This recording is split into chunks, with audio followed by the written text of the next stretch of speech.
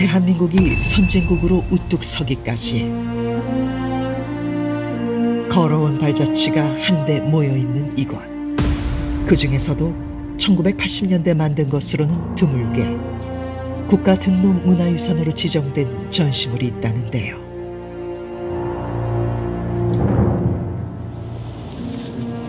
(64K) D램이고요. 이게 웨이퍼입니다.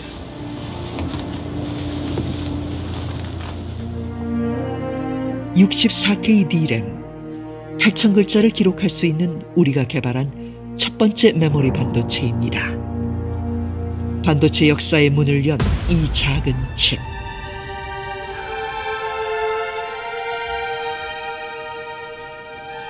옛날에 봤었는데 오랜만이네요. 요즘 이거 보기가 흔치 않은데 박물관에 있다니. 잘 안 보이시지만 웨이퍼라는 기판 안에 네모난 이 형 틀이 있어요. 그 하나하나가 반도체로 됩니다. 그 당시에 이제 10cm짜리 인치로 4인치인데 이걸 갖고 이제 반도체를 만들었습니다. 옛날엔 그렇게 생각을 못 했는데 이게 씨앗이 돼서 우리나라 메모리 반도체 산업을 성장을 시켰다라는 차원에서는 고마운 일이죠. 고집적 메모리 반도체의 최초 64K D램을 한국에서 했으니까 이게 발전이 돼서 우리나라 메모리 반도체 산업이 된 거예요. 일종의 씨앗입니다. 굉장히 중요한 의미를 갖고 있죠. 64K D램을 만들며 얻은 기술은 후속 반도체를 개발하는 데 톡톡히 밑거름이 되주었습니다.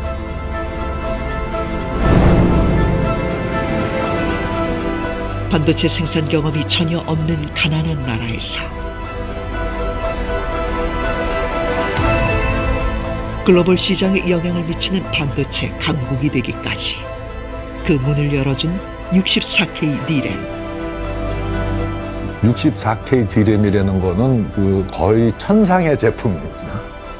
우리는 도저히 못 만드는. 맨땅 헤딩하기라는 용어가 있잖아요. 진짜 그거예요. 맨땅 헤딩하기고. 입술 색깔이 붉은색이 아니었습니다. 파란 색깔이었어요. 대답이 되나 모르겠습니다. 그때는 좀 목숨을 걸고 했기 때문에 그런 자부심은 말할 수 없죠. 목숨 걸고 써내려온 대한민국 반도체 개발의 역사. 그 노력은 오늘날 찬란히도 꽃을 피웠습니다. 우리 아침에 일어나면 휴대폰 보잖아요. 휴대폰에 반도체가 약 한 20개 정도 들어있습니다. 우리 하루는 반도체로 시작하고 이동하잖아요. 자동차에도 반도체가 약 한 50개 들어있고요. 반도체와 더불어 저뭅니다. 버스나 전철 타면 교통카드 찍잖아요. 그게 반도체입니다. 덕분에 일상은 편리해졌죠. 또 회사 가서 PC 쓰잖아요. 그 안에 반도체예요. 반도체가 세상을 움직이고 우리가 그 안에 사는 거죠. 세상을 움직이는 반도체, 중심에는 대한민국이 있습니다. 가로 2.5, 세로 5.7mm의 이 작은 칩이 대한민국 역사가 된 그 기적 같은 순간을 만나봅니다.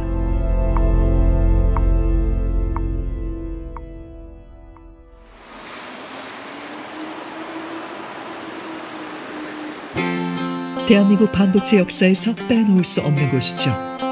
서울대 반도체 공동연구소를 찾았습니다.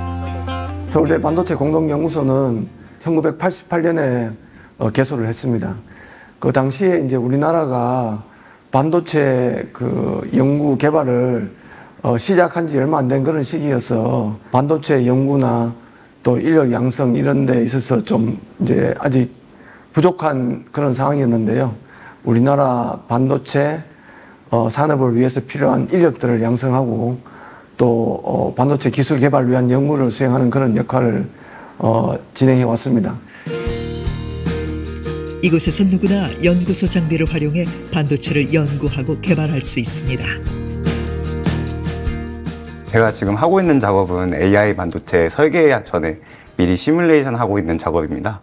실제 칩이 완성 제작하기 전에 이런 회로 시뮬레이션을 진행하여가지고 실제 제작된 칩의 성능을 미리 예측해보고 설계를 어떻게 수정할지, 어떻게 최적화할지 미리 진행하는 작업이라고 생각하시면 됩니다. AI 반도체는 챗GPT와 자율주행같이 초고속 연산용 반도체인데요. 기술 선점을 위해 전 세계가 경쟁하고 있습니다.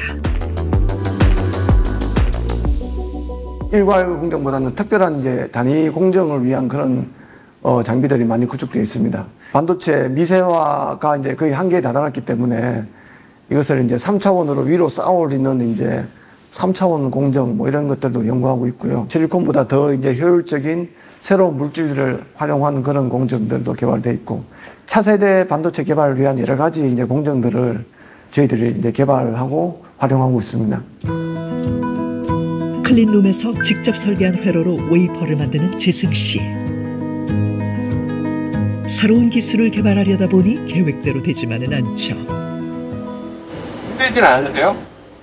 공정 끝난 웨이퍼를 받은 다음에 그 소자를 측정해가지고 결과가 잘 나오면은 그 순간이 되게 엄청 뿌듯하고요. 그래서 그거 하나 때문에 계속 힘들더라도 계속 꾸준히 연구하고 일하고 있습니다. 세상이 놀랄 기술을 선보이기 위해 밤낮 없이 노력합니다. 그렇다면 대한민국 반도체의 시작은 어떤 모습이었을까요?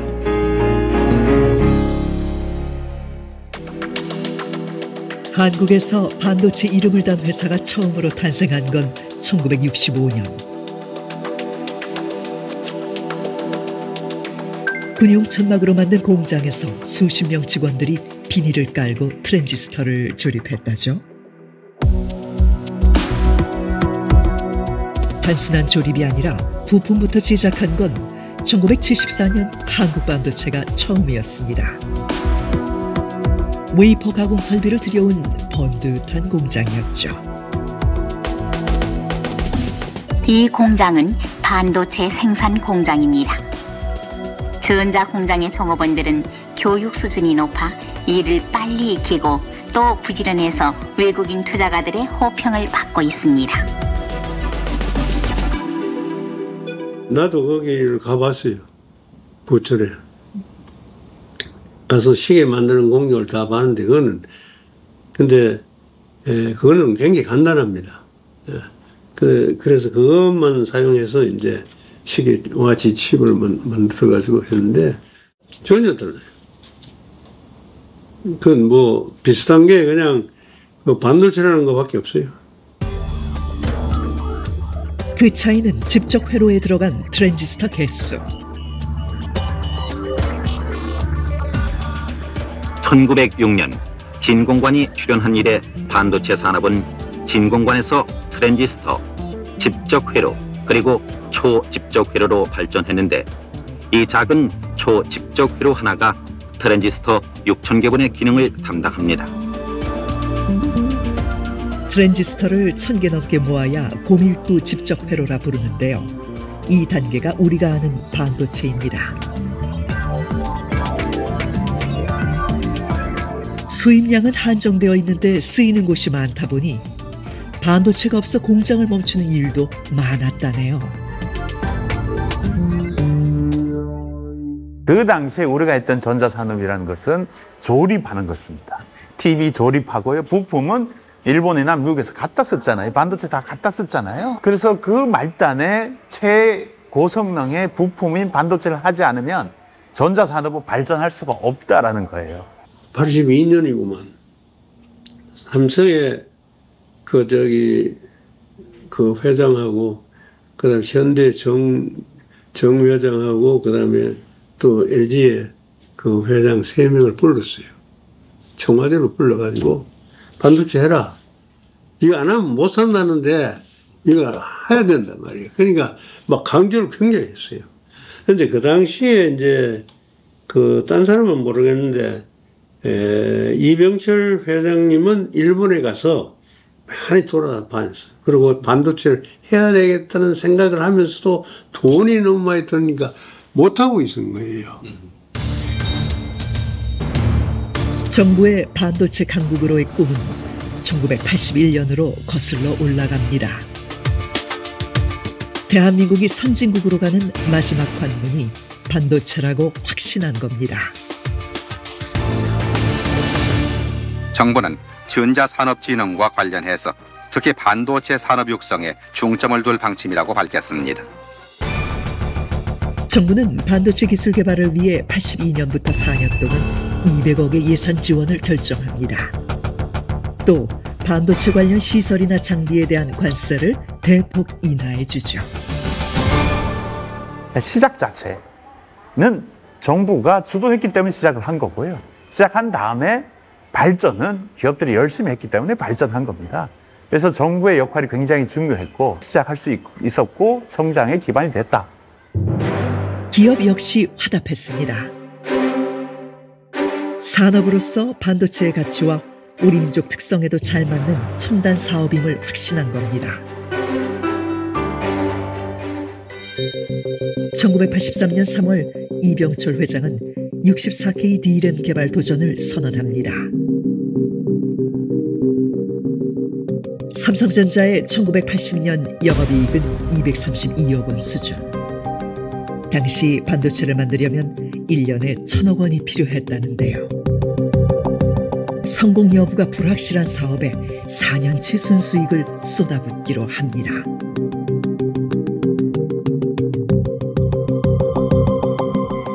TV 조립용 부품을 수입하는 상황에서 최첨단 기술의 도전장을 내민 겁니다.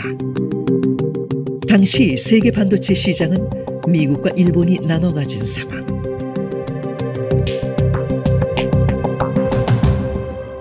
1980年代の前半というのはほとんどアメリカの企業、例えばインテルとかモトローラとか TI、AMD、あとナショナルセミコンダクターなんてアメリカのトップ5という会社が世界の半導体市場を大体コントロールしていた時代で、あの当時の日本というのはとにかくアメリカに追いつくことしか考えていなかった時代ですね。まだまだアメリカの方が全然先を走っていた時代なので、韓国のサムソンも挑戦するらしいぞと言った時に、おおそうかと。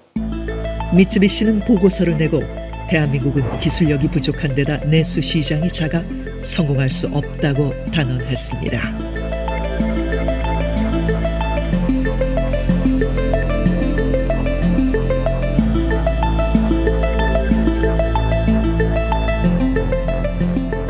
부정적인 전망을 내놓은 건 미국도 마찬가지.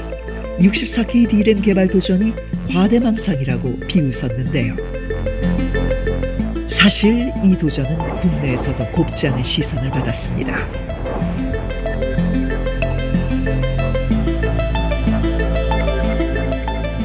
삼성이 투자하겠다고 밝힌 3천억 원은 당시 서울 아파트 6천 채를 살 수 있을 만한 금액이었다죠.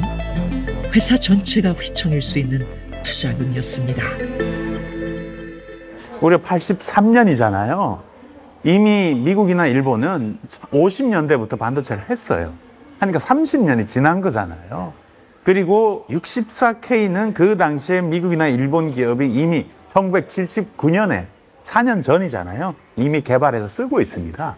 근데 반도체, 특히 메모리 반도체는 1년인 시간이 지나도 사실 팔기 어려워요. 가격 때문에. 4년 지난 다음에 했는데 굉장히 위험한 일이죠. 그리고 64K 다음 버전이 256K입니다. 256K D램인데 그것도 이미 세상에 있습니다.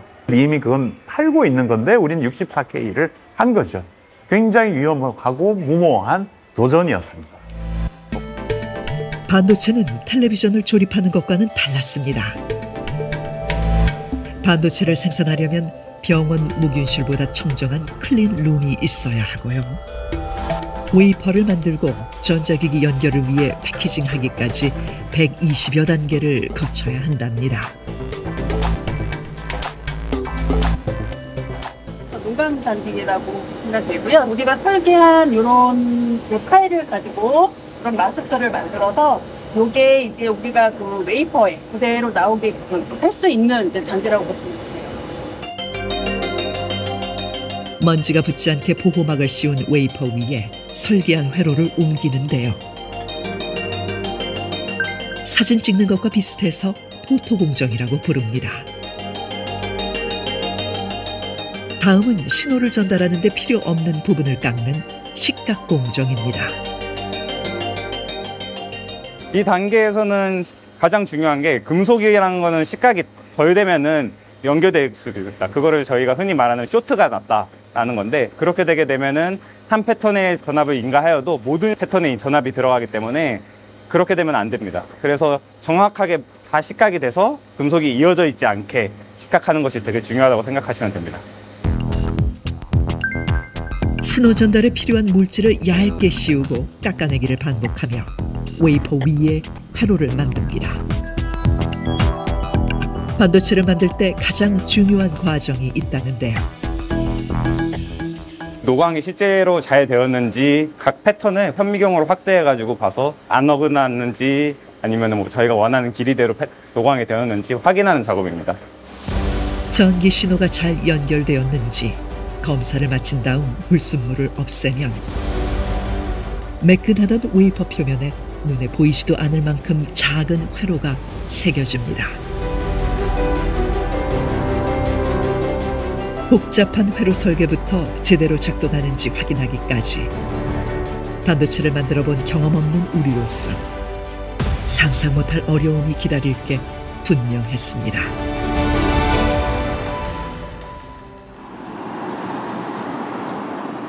과제를 받은 직원들, 속마음은 어땠을까요? K16K 디램 79년 입사 동기인 문상영, 이원식 씨는 64K 개발 도전을 선언한 그날을 생생히 기억한답니다. 안 된다. 이렇게 이제 엔지니어로서 또 라인에서 이제 고생을 조금 해봤던 워치칩 가지고 고생을 해봤던 경험을 비추어서 봤을 때 64K 디램이라는 거는 그 거의 천상의 제품이었어요. 우리나라에서 가장 공업용 현미경 중에서 제일 배율이 좋은 게 1000배짜리가 있었어. 그거를 이제 들여왔어. 1000배로 보는데도 잘 안 보여. 너무 작아서. 그러니까 이거는 뭐 택도 없는 거예요.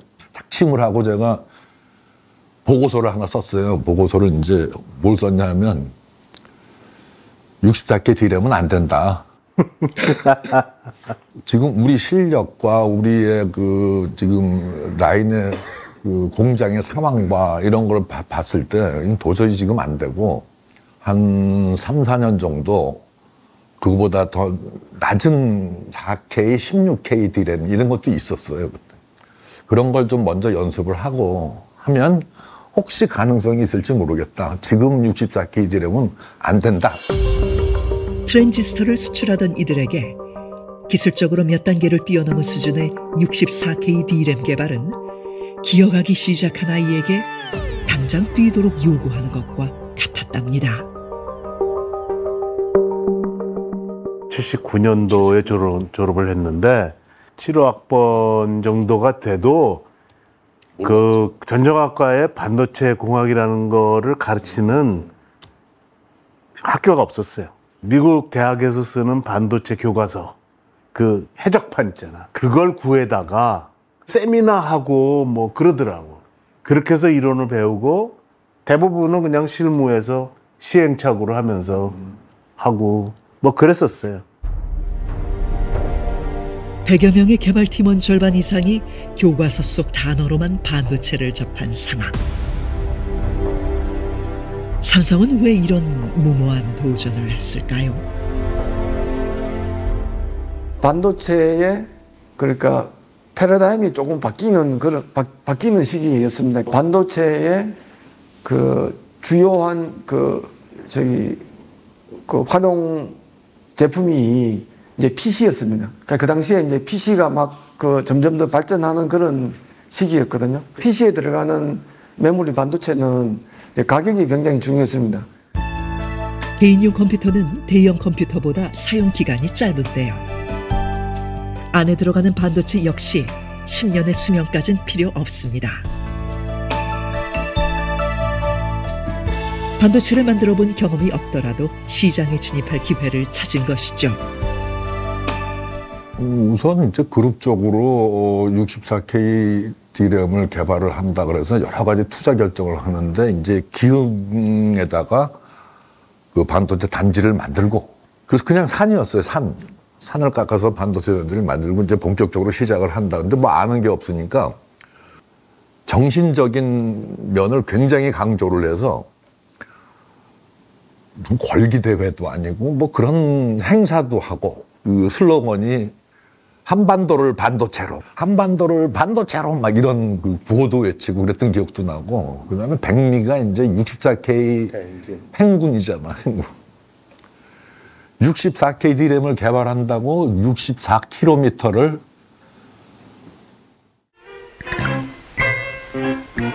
할 수 있다는 DNA를 심기 위해 개발팀 전원이 무박 2일의 행군을 해야만 했다네요.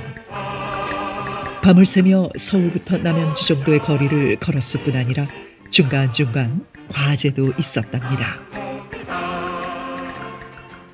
그 다음날 4시인가 5시인가 오고 들어왔어. 한숨도 못 자고. 한숨도 못 자고. 그 도중에 아침 식사를 하는 데가 있었는데 거기에서 식사를 하려면 그 이병철 회장께서 만드신 10개조 반도체 신조라는 게 있었어요. 그걸 외워야지 식권을 주는 거예요.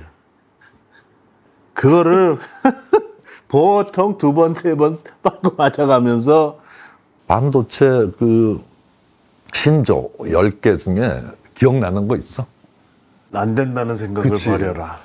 안 된다는 생각을 버려라는 첫 번째 나오는 건데 그거는 뭐 근데 왜 그러냐 하면 경험적으로 안 된다는 생각을 했는데 된 게 많았거든 그동안에. 자신감은 얻었지만 10년의 기술 격차를 줄이지는 못했습니다. 그때 마이크론사에서 125만 달러, 우리 돈으로 약 10억 여원을 주면 기술을 이전해주겠다는 제의를 합니다. 회로 설계와 불량 검사 기술을 배울 수 있다니 개발팀에겐 64K D램 개발 성공이 눈앞에 와 있는 것 같았답니다. 부푼 꿈을 안고 파견된 연구원들. 하지만 도착 첫날부터 기대는 무너지고 맙니다. 제가 받은 미션은 마이크론사에 가서 64K D램 관련된 양산을 위한 기술 정보를 다 이전 받아오는 그것이 제 미션이었습니다. 우리는 가면은 뭐 송두리째 모든 걸 다 받아오는 걸로 생각을 했었고 그쪽에서는 그렇게 생각하지 않았던 것 같아요. 그냥 그 기술 이전료를 받아서 자기네 연명을 하는 용도로만 생각을 하고 간단하게 뭐 기본적인 정보 몇 개를 주면은 되는 걸로 생각을 했던 것 같아요. 인원을 셋으로 나눠 쉴 틈 없이 반도체 공정을 배우려는 우리와 마이크론사의 불협화음으로 2달이 되기도 전에 연수팀 전원이 귀국길에 올랐습니다. 우리 중에 누군가가 그 받은 자료를 복사를 조금 하다가 그게 들켰어요. 그 바람에 이제 스파이로 몰려가지고 그게 거기 마이크론사에 간지 한 2, 3일 정도밖에 안 됐을 때인데 바로 그냥 전부 다 전원이 다 쫓겨나가지고 숙소로 다 돌아올 수밖에 없었던 그런 상황이었습니다. 사실은 그쪽에서는 우리를 쫓아낼 핑계를 그걸로 삼아가지고 자기네 회사의 어떤 경쟁자를 만든다는 거가 싫었을 것 같아요. 공정 기술을 배우기 위해 일본에 파견된 개발팀 사정도 마찬가지. 통상적인 그 설비의 그 작동 방법이라든지 아주 일반적인 것만 가르쳐주고 나머지는 뭐 거의 다 가르쳐주는 것이 없어서 저희는 결국 스스로 이제 그걸 해결하는 수밖에 없어서 생각을 해낸 게 사이즈를 정확하게 알아야 되기 때문에 그 사이즈를 측정을 해서 호텔에 들어와 가지고 다시 모눈 종이에다 다 그렸습니다. 그럼 사이즈를 어떻게 쟀느냐 하면 그렇다고 티가 나게 막 자를 가지고 재고 이러면 안 되잖아요. 그러니까 이제 제 발걸음, 그다음에 이 한 뼘 길이 이런 것들을 이제 동원을 해서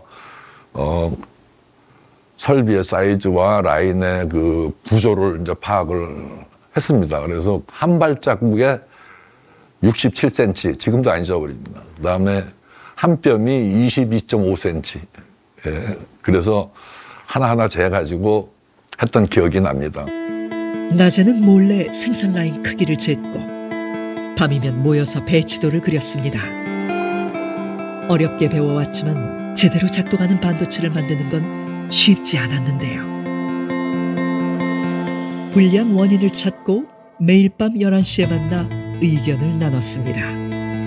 그야말로 목숨 걸고 매달렸다죠. 그때 결혼을 하게 됐는데 그 당시 그 공장장 찾아가가지고 저 내일 결혼식입니다. 그랬더니 그 양반이 나한테 하는 얘기야. 니는 참 좋겠다. 응? 이제부터는 결혼을 했으니까 집 생각 안 하고 회사 일만 하면 되니 얼마나 좋겠노 그러시더라고.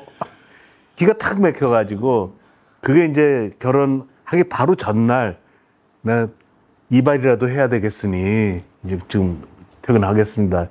그 말씀을 드리려고 한 건데 그때 이제 핸드폰도 없으니까 회사 사무실로 전화가 온 거예요.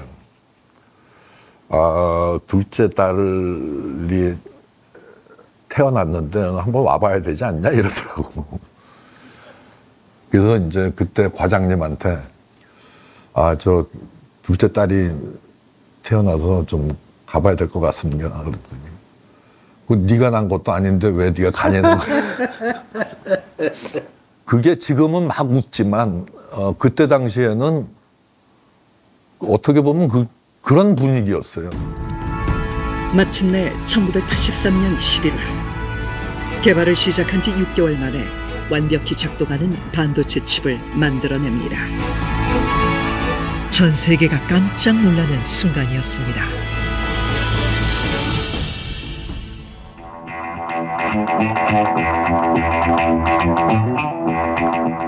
초대규모 집적회로 반도체가 국내에서 처음으로 개발돼 반도체 산업이 새로운 도약의 계기를 맞게 되었습니다. 삼성 반도체 통신은 미국, 일본에 이어 세계에서 세 번째로 세계 반도체 시장에서 가장 광범위하게 활용되고 있는 첨단 기술 제품인 64K D램의 자체 개발에 성공, 양산 체제를 갖추고 본격적인 생산에 들어갔습니다. 당시 64K D램은 가장 많이 쓰이는 메모리 반도체였습니다. 주로 컴퓨터와 초기 휴대폰에 쓰였는데요.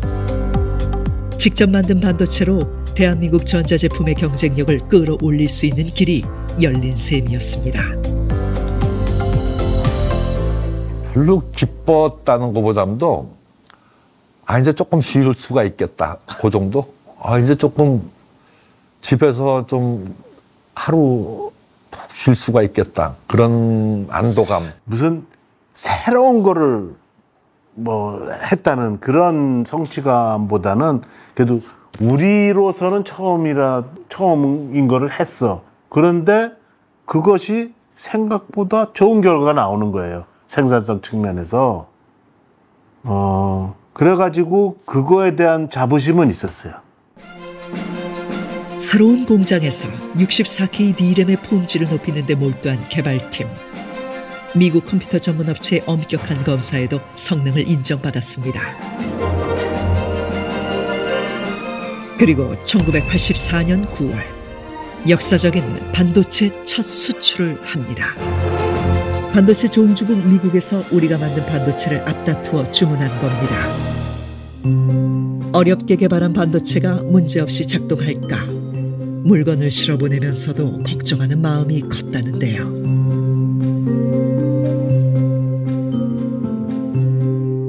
반응은 뜨거웠습니다. 단숨에 수출 효자 상품으로 떠오른 반도체. 하지만 예상치 못한 일이 생깁니다. 1985年に日本のNEC という会社が世界で初めて売り上げでトップになって、でその時にちょうど、時期でいうと 64K ディーラムから2頃 K ディーラムにシフトする頃に、ちょうど NEC が2頃 K で確か世界トップシェアを取った頃にそういう変化が起きた、そんな認識ですね。その当時急に日本の例えば NEC だけじゃなくて東芝とか日立とかで、この3社が日本のトップ3でしたね。でそのちょっと遅れて、規模ではちょっと小さめなんですけども、富士通とか三菱電機とか、こういう会社が日本のトップ3を追いかけて、世界にディーラムを販売する。 일본 업체들이 D램 산업에 뛰어들자 공급량은 늘어만 갔습니다. 원가 이하로 가격을 낮춰 판매하기까지 했는데요. 1984년 개당 3달러 50센트였던 64K D램 가격은 1년 뒤 70센트로 하락합니다. 생산 원가에도 한참 못 미치는 가격이었습니다. 적자가 1,000억이라는 얘기는 다른 회사에서는 솔직히 감당이 안 되는 숫자였어요. 우리가 보통 그 1라인 처음 질 때는 670억인가 내 기억이 맞다면은 공장 하나 짓는데 그 정도가 들었다. 2라인이 1,000억에서 1,200억 정도로. 3라인 한 2,000억 들고. 이제 점점 그 공장 짓는 가격이 커지는데 투자를 많이 좋은 걸로 해야 되니까. 근데 1,000억이 적자가 났어. 그러니까 그런 거를 감당해낼 수 있는 기업이 몇이나 되겠느냐. 그 적자는 계속 늘어났어요. 그런데 그 회사 문을 닫는다는 얘기는 한 번도 안 들었어요. 그 사이에. 그리고 적자를 보는데도 본사에서 보너스 같은 거는 그룹의 톱 레벨로 계속 지급을 해줬어요. 그러니까 우리가 회사 지원을 적극적으로 받고 있구나 하는 걸 한 번도 의심해본 적이 없어요. 적자에 대한 걱정은 사실 별로 안 했어요. 1984년 양산을 시작한 이후 3년 동안 쌓인 적자는 1,160여억 원. 하지만 삼성은 적자에 시달리면서도 개발을 계속해 나갑니다. 1984년 256K를 개발하고 2년 뒤에는 1메가 개발에도 성공합니다. 사실은 쉬는 날이 없었어요. 뭐가 나오면 이 반도체 업계의 특징이 그냥 계속 경쟁이에요. 그 유명한 그 무어의 법칙이라는 게 있는데 1년에 기하급수적으로 2배씩 성장한다. 그러니까 멈추면 지는 거예요. 우리 전략이 뭐냐면 경쟁사보다 6개월을 먼저 가자. 6개월만 우리가 먼저 가면은 항상 이길 수 있다. 왜냐하면 우리는 도망가고 그 사람 아무리 쫓아와도 우리는 계속 도망가니까. 그러니까 그거를 하기 위해서는 사실은 쉬는 날이 하나도 없었어요. 마침내 1986년 7월 반도체 시장에 변화가 찾아옵니다. 1986년 이전에 반도체를 태생한 종주국은 미국입니다. 근데 일본이 그 기술을 받아서 후발인데 1980년대에 들어서서 일본이 미국을 앞섰습니다. 메모리 반도체 기준으로 일본이 전 세계 시장 점유율이 70% 넘어갔거든요. 그러니까 미국 기업 입장에서는 떨어졌잖아요. 그래서 일본 기업이 시장을 주도하게 됐습니다. 미국은 종주국인데 일본이 기술을 갖고 가서 미국의 시장을 가져간 거잖아요. 그래서 미국 입장에서는 이제 일본한테 주문한 거죠. 너무 지배를 하고 있다. 낮춰달라. 해서 미국이 일본에 요청한 것은 당신들이 필요한 사는 반도체 20% 이상은 외산을 써라. 이게 미일 반도체 협정이에요. 미일 반도체 협약으로 일본 업체가 제조 원가 이하로 수출하는 소위 덤핑이 원천 차단됐습니다. 일본 내 외국산 반도체 점유율도 10%에서 20%로 높여야 했는데요. 자연히 반도체 생산은 줄어들었습니다. 공급이 줄자 D램 가격은 상승하기 시작합니다. 1987년 64K가 1달러, 256K가 3달러가 되더니 1년 뒤 D램 부족 현상으로 일시적이지만 4배 가까이 오릅니다. 1988년 64K D램 개발에 성공한 지 5년 만에 반도체 분야에서 1,200여 원의 흑자를 기록하는 삼성. 개인용 컴퓨터가 보급된 덕분이었습니다. 그 64K D램의 개발 완료 시 타이밍이 난 참 정말 좋았다고 생각해요. 그 한동안 적자를 봤지만 그게 결국은 우리나라 반도체 산업의 기반으로서 작용을 할 수 있는 그 모티브가 되지 않았나 이제 그렇게 생각을. 1년 뒤에라도 시작했으면 안 됐어. 타이밍이 기가 막혔던 거야. 적당한 타이밍에 탁 됐고. 반도체 산업 못했겠죠. 83년이잖아요. 64K D램은 미국의 인텔, 일본의 히다치가 이미 1979년에 개발해서 상용했습니다. 4년 떨어졌잖아요. 근데 우리가 83년에 안 하고 86년에 했다면 7년이잖아요. 7년의 갭은 반도체에서 못 쫓아갑니다. 4년이니까 열심히 쫓아갔지 7년 차이로 두고 그때 했다? 돈을 벌 수가 없겠죠. 물건을 팔아도 원가 부담 때문에 처음 생산하면 원가가 높아요. 근데 시간이 지날수록 원가를 낮추거든요. 근데 4년의 원가는 그래도 그때 힘들었어요. 우리가 4년 원가도 못 맞춰서 적자를 계속 봤거든요. 그래서 4년이라는 그 기간을 극복했기 때문에 256K가 나왔고 그리고 1메가 나왔고 결국 우리가 빛을 본 게 4메가입니다. 64K 나오고 돈을 번 게 4메가부터 돈을 벌었습니다. 그리고 16메가 64메가로 간 거죠. 그때 83년도에 개발을 안 했으면 대한민국 반도체 산업은 지금 같은 대한민국 반도체 산업은 없을 거다. 상당히 섬찟한 얘기입니다. 기술적으로 한 발 앞서 있던 미국과 일본 업체들. 먼저 개발한 해외 업체들이 이익을 독점하는 걸 지켜봐야만 했습니다.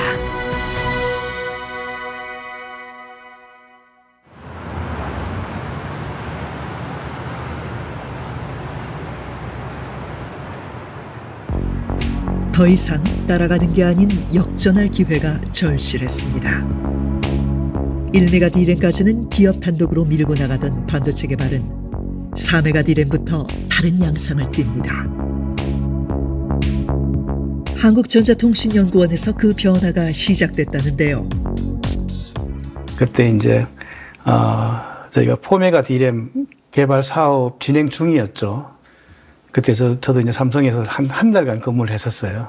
그리고 이제 애트리를 이제 오게 되었는데 오자마자 4메가 D램 사업을 제가 참여하게 되었고 그 4메가 D램 사업이 얼마나 큰 사업인지 그때 알게 됐어요.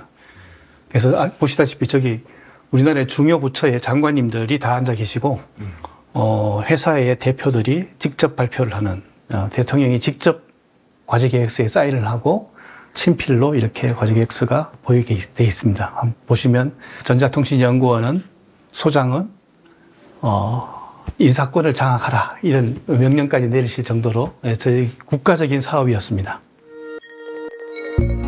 4메가 D램은 1메가보다 용량이 4배로 커졌지만 설계 기술로는 1층짜리 주택에서 5층짜리 아파트를 짓는 것처럼 어려운 기술이 필요했습니다. 기업 혼자서 해결하기에는 쉽지 않았는데요. 한국전자통신연구원과 서울대 반도체공동연구소가 함께 기술을 개발하고 세 회사에서 각자 반도체 생산을 맡았습니다. 양산을 기업 자율에 맡기자 반도체 강국에 바짝 다가가는 전환점이 탄생했다는데요. 메모리를 만드는 방법이 여러 가지가 있었는데 대표적으로 트렌치 기법과 스택 기법이 있었습니다. 또 하나 말씀드리면 누구도 가보지 않은 반도체 개발 기술이었기 때문에 아까 스택과 트렌치 방법 어느 누구도 이렇게 한 방법을 고집할 수 없었고 기업 스스로의 자율적인 방식을 택하기를 바랬죠. 반도체 칩 안에 더 많은 회로를 넣으려면 아래로 파고 들어가는 트렌치와 위로 쌓아 올리는 스택 방식 중에 선택해야만 했습니다. 스택 방식이 반도체를 이렇게 식각에서 깎아내는 방법보다 훨씬 더 양산성과 균일성, 그 다음에 저희가 볼 땐 소자의 신뢰성들이 훨씬 좋았습니다. 삼성이 선택한 스택 방식이 우리가 선진국을 따라잡게 된 계기가 되겠습니다. 단숨에 스택 방식을 결정한 게 아니었습니다. 두 가지 모두 시험하고 생산성이 더 높은 걸 선택한 건데요. 두 가지 방식을 동시에 진행한다는 건 미국, 일본의 개발자보다 더 많은 시간과 노력을 쏟아부었다는 의미지요.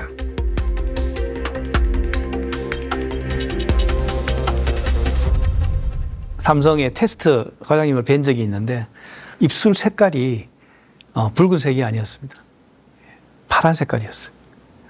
사람이 입술 색깔이 파랗게 변한다는 이야기는 얼마나 그분들이 노력한지 아시겠죠. 그때는 좀 목숨을 걸고 했기 때문에 그런 자부심은 말할 수 없죠. 메모리 반도체 시장은 먼저 개발에 성공한 회사가 이익을 독점하는 구조.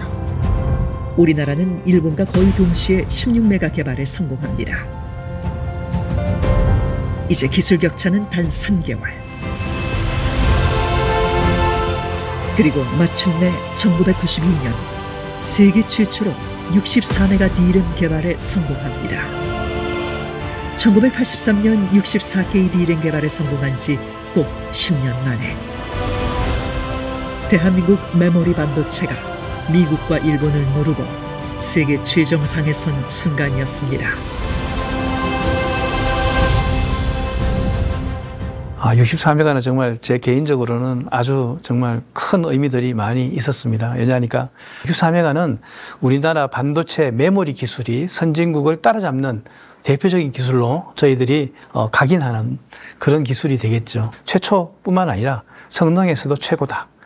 가격도 싸다. 이게 지금 그때 이슈였죠. 그러니까 그 개발하는 사람, 연구했던 사람들의 자부심은 대단하겠죠. 세계 최고의 기술력을 자신한 우리나라는 세계를 깜짝 놀랄 또 다른 도전을 합니다. 바로 웨이퍼 크기를 키운 건데요. 당시 반도체 칩을 만드는 기본 재료인 웨이퍼는 약 15cm 정도인 6인치가 표준이었습니다. 6인치는 반경이 3인치죠. 그거하고 8인치는 반경이 4인치인데 3인치와 4인치 차이는 반도체 면적으로 따지면 1.8배나 차이 납니다. 그러다 보니 공장을 완전히 새로 해야 되고 장비 선정 문제, 소자 설계 문제, 반도체 회로 설계 문제 이런 것들이 전부 새로 해야 되는 겁니다. 그러다 보니 6인치와 8인치는 어떻게 보면 반도체 입장에서는 크게 기술을 한번 점프업하는 그런 극복의 큰 단계라고 봐야 되겠죠. 비용적인 면에서 8인치만 돼도 제가 기억에 한 2조 이상 되는 그런 큰 투자가 되니 회사의 사후 운을 좌우하는 그런 큰 투자가 되겠죠. 웨이퍼가 커지자 반도체 생산량도 1.8배 늘었습니다. 삼성전자는 세계 최초로 메모리 반도체인 256메가 D램을 개발했습니다. 1990년 일본과 거의 동시에 16메가 D램 개발에 성공한 우리나라는 92년 8월 일본보다 먼저 64메가 D램을 개발한 데 이어서 이번에 256메가 D램까지 세계 최초로 개발함으로써 이 분야 세계 선두 자리를 확실하게 유지할 수 있게 됐습니다. 1992년 8월 29일 세계 최초로 256메가 D램 개발을 알린 날입니다. 이날은 1910년 우리의 국권을 일본에게 넘긴 경술국치일과 같은 날짜였죠. 일본과 우리의 기술 격차는 1년으로 벌어졌습니다. 현재 메가 메모리 기술을 주도해온 지 4년 만에 1기가 D램 반도체 개발에 성공. 기존의 256메가 D램의 4배 이상 성능을 지닌 새로운 기가급 반도체 시대의 막을 열었습니다. 메모리 반도체가 개발된 이래 삼성은 오늘까지 가장 오랫동안 정상을 차지하고 있습니다. 국가적으로도 수출의 20%를 차지하고 있습니다. 작년 기준으로 1,419억 불을 우리가 수출을 했고요. 외화를 갖고 온 거죠. 올해는 한 1,500억 불 넘어갈 것 같습니다. 그리고 종사자들, 이 종사자들 그냥 종사자가 아니고 고부와 같이 월급을 많이 받는, 월급 많이 받으면 많이 쓰잖아요. 그런 인력들이 20만 명이 됩니다. 그러니까 국가 경제에 상당히 중요한 역할을 하고 있습니다. 대한민국 경제 성장을 떠받치는 기둥이 돼준 반도체 산업. 이 영광은 다른 산업도 함께 크는 토대가 됐습니다.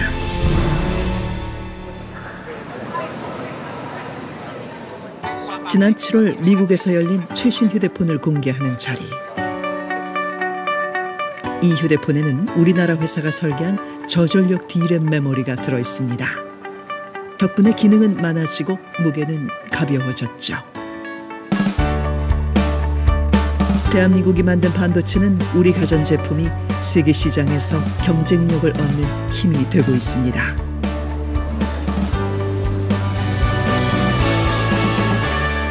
그 반도체를 기반으로 해서 다른 모든 그 전자나 첨단 산업이 이제 따라가는데 그 속도가 대략 그 사이클을 이제 만들고 있다는 거예요. 또 그거 정말 뒤처지면은 이제 반도체 업계에서는 낙오가 되는 거예요. 그걸 따라가 줘야 컴퓨터에서도 반도체를 사주고 핸드폰에서도 반도체를 사주고 뭐 각 산업에서 반도체를 사주는 거니까 그 뭐 숙명이다. 숙명을 안고 반도체 산업이 여태까지 이제 걸어왔다. 그렇게 보는.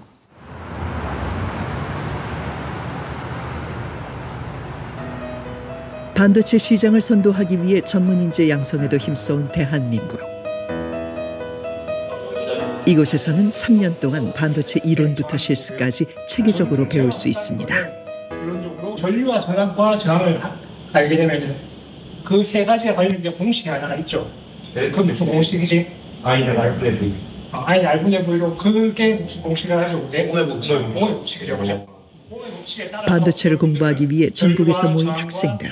전압을 크게 계산할 수 있는 겁니다. 저는 제주도에서 온 김민서라고 합니다. 저가 가고 싶다 말씀하셨고 어머니께서는 적극 찬성해 주셨고 아버지께서는 그냥 너 알아서 해라라고 하셔가지고 여기 이 학교로 오게 되었습니다. 경기도 화성의 동탄에서 왔습니다. 좋아하는 분야의 전공교과를 같이 배우게 되고 실습도 하게 되다 보니까 조금 더 집중도 되고 관심이 생겼습니다. 이제 대한민국에서 반도체 산업은 가족 모두가 응원하는 선망받는 직업이 됐답니다.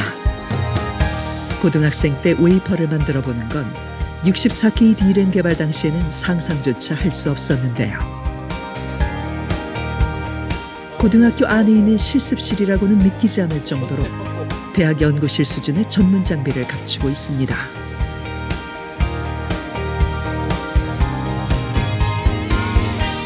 반도체 하면은 반도체를 어떻게 만들까? 반도체 장비를 어떻게 고치고 유지하면서 유지 보수할까? 이런 식으로 나뉘는데 반도체 8대 공정 중에서 4대 공정을 할 수 있는 장비가 다 이렇게 구축이 되어 있고 반대쪽에는 이제 반도체를 만드는 장비가 어떤 구성 요소로 되어 있는지 어떻게 구성 요소로 되어 있는지를 이제 공부하면 아, 이 부분이 문제가 생겼을 때 어떻게 고쳐야 되는구나 하는 그 모듈 형식의 장비가 이제 구축되어 있어가지고 저희 학교는 두 개를 다 하고 있습니다. 일단. 자, 지금까지는 산화막을 식각을 주로 했는데 이번 단계는 금속막을 식각하는 과정을 교육을 진행할 겁니다. 이게 마지막 단계이기 때문에 실수하지 않게 마무리까지 잘해서 작품을 한번 만들어 보도록 하겠습니다. 지난 한 달 동안 반도체 웨이퍼를 가공해온 학생들. 하루 5시간씩 4주 동안 27번의 작업을 하며 직접 웨이퍼를 만들었답니다.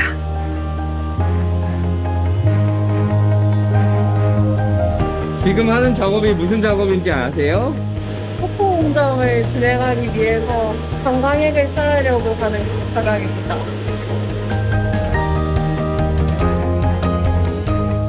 반도체 시장 변화에도 빠르게 적응할 수 있도록 다양한 경험을 쌓는 학생들.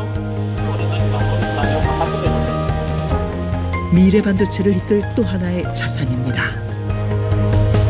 실패해서 버린 웨이퍼 뭐 이런 게 좀 있어요? 네, 저 2학년 때부터 해서 좀 여러 시행착오를 겪으면서 한 10개 정도 아닌 것 같습니다. 현장에서는 뭐 실수하면 안 되니까 여기서라도 실수하면서 좀 배울 건 배우고 고쳐갈 거는 고쳐가야 된다고 생각합니다. 조금만 실수해도 바로 버리거든요. 그래서 좀 저는 다른 친구들보다 많게 한 20개 좀 넘는 것 같습니다.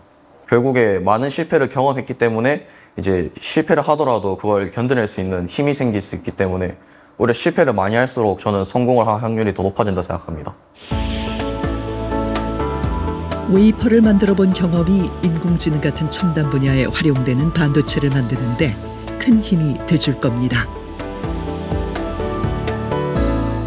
3학년 때 만드는 것 같은 경우에는 거의 연구 보존이 됩니다. 그래서 저희가 작년부터 시행한 건데 학생들이 웨이퍼 한 장당 한 사람씩 만들면은 이거를 액자 형태로 만들어서 졸업할 때 졸업장과 같이 이제 수여를 해서 이제 평생 가질 수 있도록 해주고 주변에서도 뭔가 이거를 보고 이게 뭐지 하는 그런 느낌이 들 수 있도록 이쁘게 만들어서 저희가 주고 있습니다. 웨이퍼에 회로 패턴이 잘 새겨졌는지를 확인하는 시간. 이렇게 하면은 차이가 좀 보일 건데 여기 있는 온라인 키가 이렇게 번지듯이 제대로 못 맞추면은 채널 길이가 달라질 수 있기 때문에 온라인을 잘 맞추는 게 중요하다. 그래서 이런 온라인이 약간 번진 것 같죠? 네. 그래서 나중에 현장에 가서도 이런 문제점에 대해서 알고 있으면 도움은 되겠죠. 자, 요런 부분들은 온라인을 잘해서 잘 나온 것 같습니다. 잘했어요.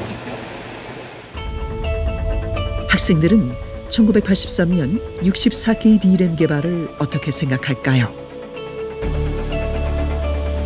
그때 당시 연구원분들께서는 한국에 제대로 된 팹이 없어서 미국과 일본으로 가셔서 열악한 환경에서 팹에 대해 연구를 하셨다고 알고 있는데요. 그런 열악한 환경에서도 한국 반도체가 강국으로 되기까지 열심히 노력해 주셔서 정말 감사하고 그런 노력이 있으셨기 때문에 지금 저희 학교가 있게 되지 않았나 싶습니다. 64K D램이라고 하면은 일반인들은 뭔지 모르시는데 그게 65,536개의 비트를 저장할 수 있는 휘발성 메모리 반도체거든요. 저는 그게 대한민국 반도체 기술 자립의 출발점이라고 생각하거든요. 저는 그분들의 노고를 본받아서 저도 새로운 반도체 기술의 선두주자가 될 수 있는 사람이 되었으면 좋겠습니다. 오늘도 많은 학생들이 반도체 강국을 만든 선배들을 잇기 위해 구슬땀을 흘립니다.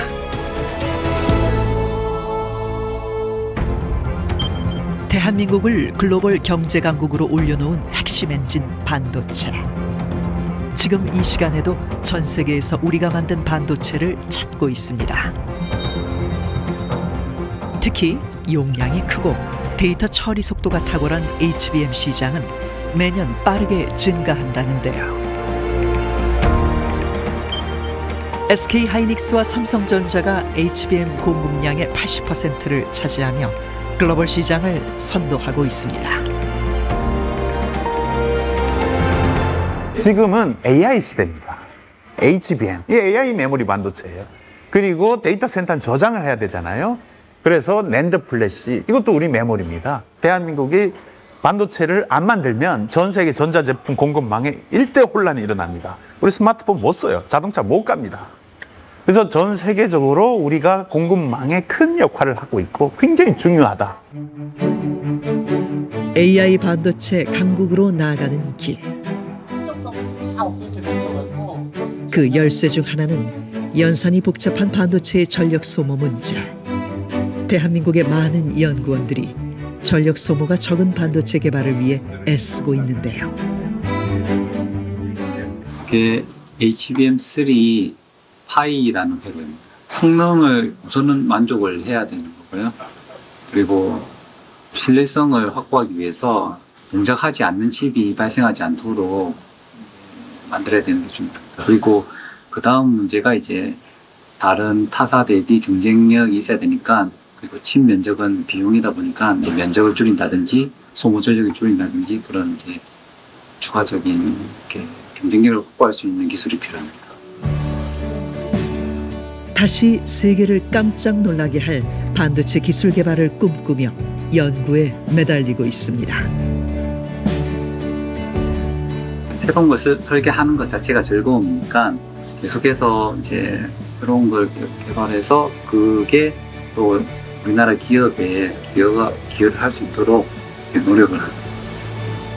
이게 보시면 크기가 작죠. 반도체가 크기를 작게 만드는 게 반도체인데 크기만큼 한 1경배의 땀이 거기 들어가 있어요. 땀이 모일수록 반도체는 더 작아지고 기술은 더 높아집니다. 이 세상을 반도체로 인해서 좀 더 많은 사람들의 행복한 공간이 될 수 있도록 그런 실험이나 그런 결과를 많이 내주시는 훌륭하신 분들이 되셨으면 좋겠어요. 저의 젊은 시절을 같이 보낸 공간이죠. 서울대 반도체 공정연구소에서 이 공간은 그냥 저입니다. 제 청춘이 다 들어가 있는 공간. 오늘날 반도체 회로는 머리카락 굵기의 10만 분의 1 크기. 한계에 부딪힐 때도 있지만 불가능에 도전하고 마침내 해낸 선배를 따라 앞으로 나아갑니다. 40년 동안 반도체도 엄청난 성장을 하고 우리나라도 엄청난 발전을 했고, 그렇지만 그 1위를 계속 지켜나가기 위한, 또 더 앞서 나가기 위한 것에는 기본적으로 열정과 사회적 가치죠. 뭔가 가치를 만들어내는 것. AI도 수단에 불과한 거고 반도체도 수단에 불과한 거고, 뭔가 가치를 만들어내는 것. 그러면서 평화를 이뤄나가고 하는 그런 모든 것들이 우리가 추구해야 되는 방향이 아니겠느냐. 조립 하청을 받는 나라에서 세계 제1의 반도체 기술력을 갖추기까지 숱한 땀과 눈물이 있었습니다.